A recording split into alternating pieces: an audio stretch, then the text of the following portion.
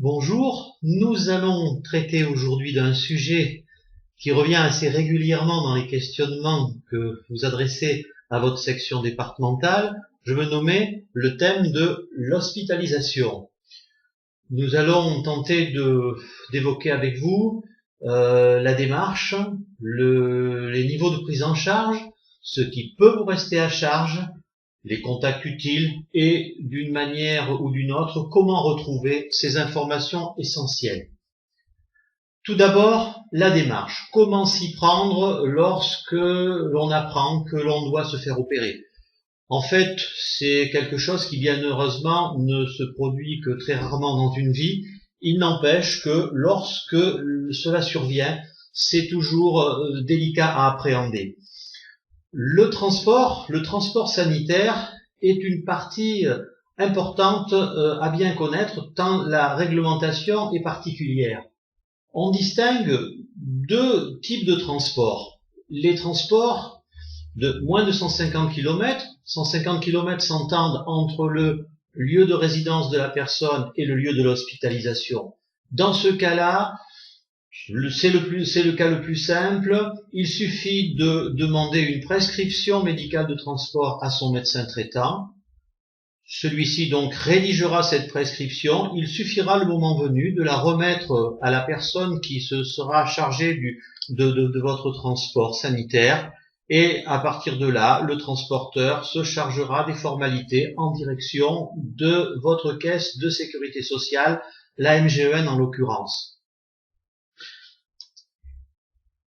Lorsque le transport est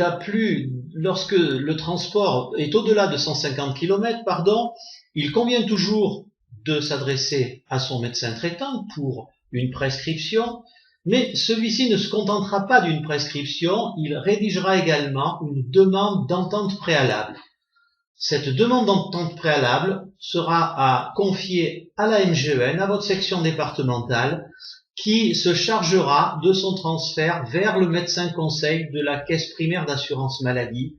C'est lui qui accordera ou refusera ce transport. Il a 15 jours pour vous donner une réponse.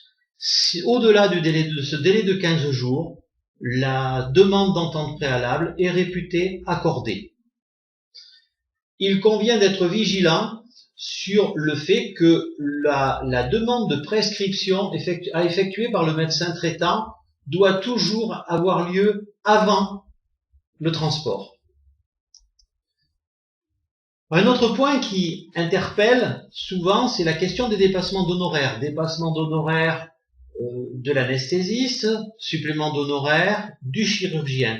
Dans ces deux cas-là, il conviendra effectivement de s'adresser à la MGEN qui prendra totalement ou en partie le montant de ce dépassement d'honoraires, sachant que cette prise en charge dépendra essentiellement du niveau de ce dépassement d'honoraires.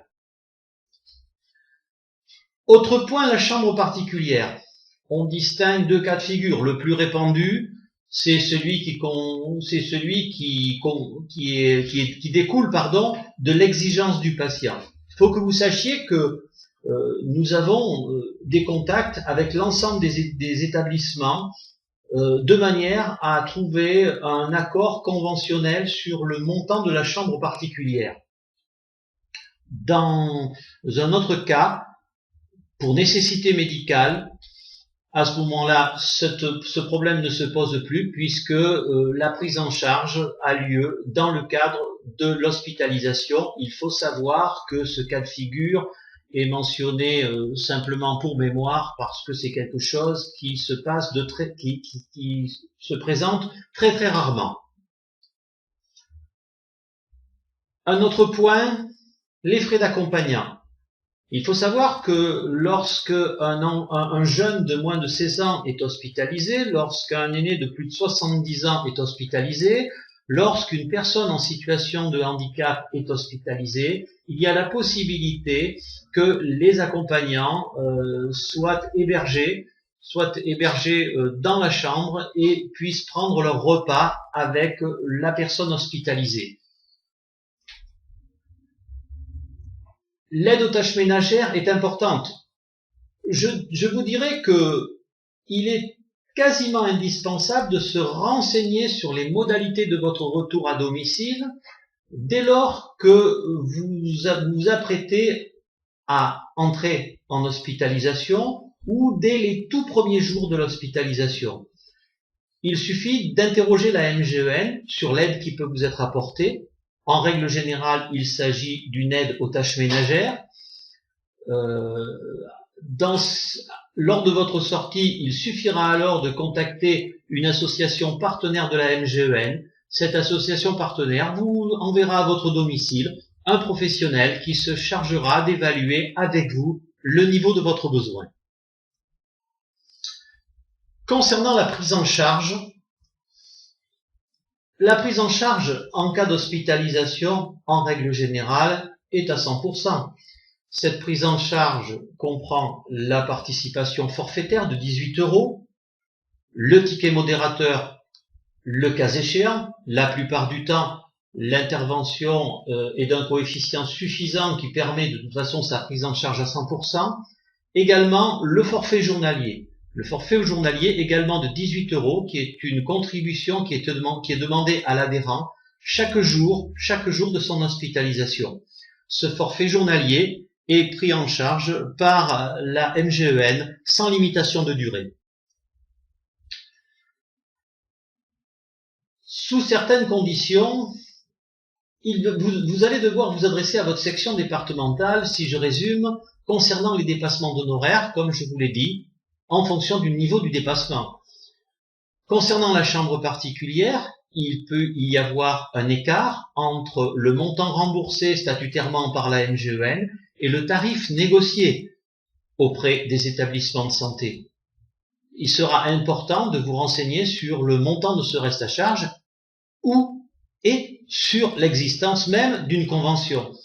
S'agissant des frais d'accompagnant, naturellement, vous devrez vous rapprocher de votre section MGEN.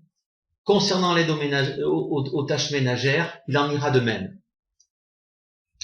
Attention, des restes à charge sont possibles, voire probables, à l'occasion de votre hospitalisation.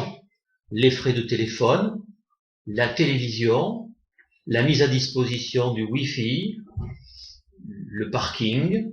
Certains établissements prennent aujourd'hui des frais administratifs.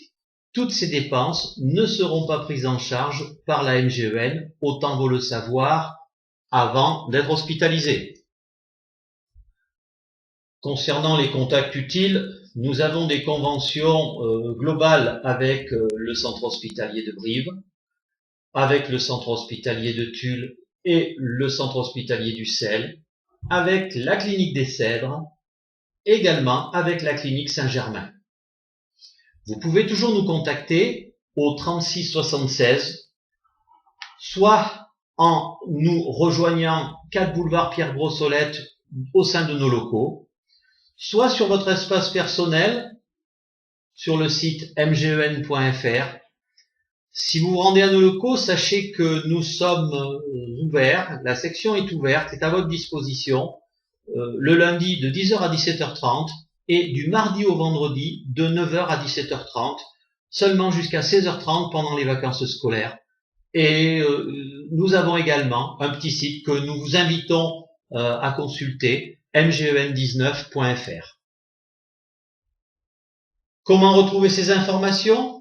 Comme je vous l'ai dit précédemment, sur mgen19.fr, ce diaporama sera téléchargeable. Le dépliant en format PDF sera également téléchargeable et donc imprimable. Et vous pouvez retrouver cette vidéo sur YouTube, sur la chaîne MGN19. N'oubliez pas votre espace accueil MGN19, le dépliant en format papier et les diaporamas diffusés sur l'écran d'accueil. Ce diaporama, il est important de le souligner, vous est proposé par la MGEN de la Corrèze en collaboration avec Camille Ménoir, étudiante en BTS SP3S première année au lycée Danton. Il a été réalisé à partir d'informations selon la réglementation en vigueur au mois de juin 2015.